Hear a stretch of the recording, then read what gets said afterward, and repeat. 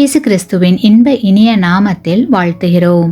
இன்றைய வேத வசனம், ஆதலால் இக்காலத்து பாடுகள் இனி நம்மிடத்தில் வெளிப்படும் மகிமைக்கு ஒப்பிடத்தக்கவைகள் அல்லவென்று எண்ணுகிறேன்.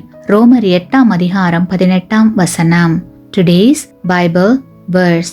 For I consider that the sufferings of this present time are not worthy to be compared with the glory which shall be revealed in us. Romans chapter 8:18. இந்த உலகத்தில் நம்மை பிறர் ஒதுக்கினாலும் துன்புறுத்தினாலும் அவர்களிடம் அன்பு காட்ட வேண்டியது நம்முடைய கடமை.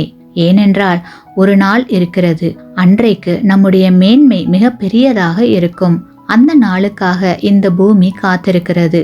யாரெல்லாம் தேவனுடைய பிள்ளைகள் என்பது உறுதி பண்ணப்பட்டு வெளிப்படுத்தப்பட்டு இயேசுவானவர் இந்த பூமிக்கு வரும்போது தேவனுடைய பிள்ளைகள் யார் என்பது இந்த பூமியிலும் வெளிப்படும். அப்பொழுது அவர்களுக்கு மிகுந்த கனமும் மகிமையும் உண்டாகும்.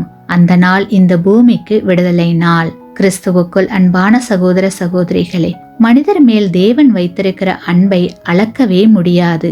மனித இனத்தை நித்திய மரணத்திற்கு ஒப்பு கொடுக்காமல் அவர்களை மீட்பதற்காக தம்முடைய ஒரே பேரான குமாரனை நமக்காக கொடுத்தார்.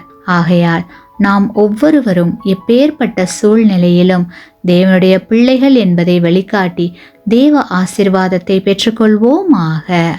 ஆமேன்.